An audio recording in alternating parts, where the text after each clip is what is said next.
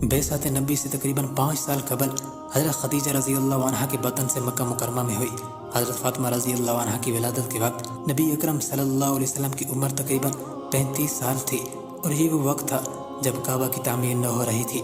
اسی تعمیر کے موقع پر حضور اکرم صلی اللہ علیہ وآلہ وسلم نے بہترین تدبیر کے ساتھ حجر اسود کو اس کی جگہ رکھ کر دائم جنگ کے بہت بڑے خطرے کو ٹالا تھا، اور آپ صلی اللہ علیہ وسلم کی اس تدبیر نے عرب کے تمام قبائل میں آپ صلی اللہ علیہ وسلم کی عظمت و احترام میں اضافہ کر دیا تھا۔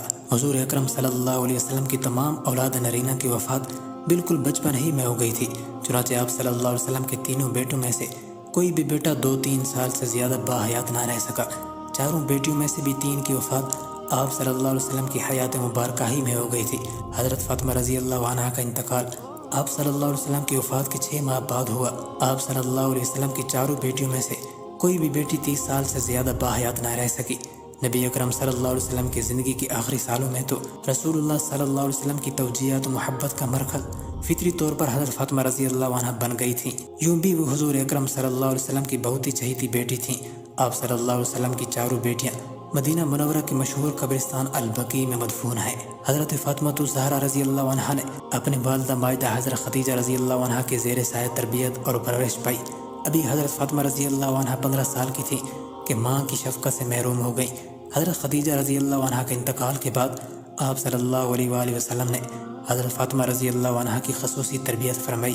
نبی اکرم صلی اللہ علیہ وسلم کی آیا مربیہ حضرت ام ایمہ رضی اللہ عنہا اور حضرت علی رضی اللہ تعالیٰ عنہ کی والدہ حضرت فاطمہ رضی اللہ عنہا بنت اسد نے بھی حضرت فاطمہ رضی اللہ عنہا کی تربیت اور پرورش میں اہم کردار ادا کیا۔ ان کے علاوہ حضرت فاطمہ رضی اللہ عنہا کی بہنوں نے بھی حضرت فاطمہ رضی اللہ عنہا کی ہمہ وقت دل جوئی فرمائی۔ حضرت فاطمہ الزہرا رضی اللہ عنہا جس وقت چلتی تو آپ کی چال ڈھال رسول اللہ صلی اللہ علیہ وسلم کے بالکل مشابہ ہوتی تھی۔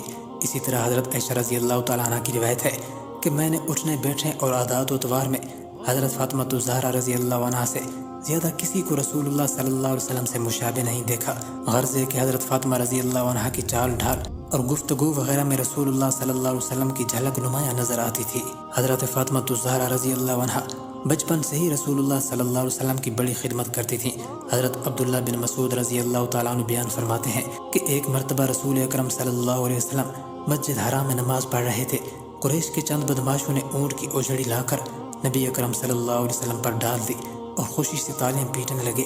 کسی نے حضرت فاطمہ الزہرا رضی اللہ عنہا کو خبر دی تو وہ دوڑی دوڑی آئیں اور حضور اکرم صلی اللہ علیہ وسلم پر سے اوجھڑی کو اتار پھینکا۔ اسی طرح ایک مرتبہ نبی اکرم صلی اللہ علیہ وسلم مکہ کی ایک گلی سے گزر رہے تھے کہ کسی بدبخت نے مکان کی چھت سے آپ صلی اللہ علیہ وسلم کے سر مبارک پر گندگی پھینک دی۔ آپ صلی اللہ علیہ وسلم اسی حالت میں گھر تشریف لائے۔ حضرت فاطمہ رضی اللہ عنہا نے یہ حالت دیکھی تو رونے لگی اور پھر سر مبارک اور کپڑوں کو دھویا۔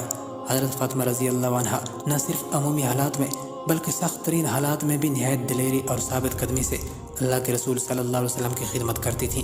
چنانچہ جنگ احد میں جب اللہ کے رسول صلی اللہ علیہ وسلم کے دندان مبارک شہید ہو گئے تھے اور پیشانی پر بھی زخم آئے تھے تو حضرت فاطمہ رضی اللہ عنہا احد کے میدان پہنچی اور اپنے والد محترم کے چہرے کو پانی سے دھویا اور خون صاف کیا۔ غرض ہے کہ حضرت فاطمہ رضی اللہ عنہا نے اپنے والد کی خدمت کا حق ادا کیا۔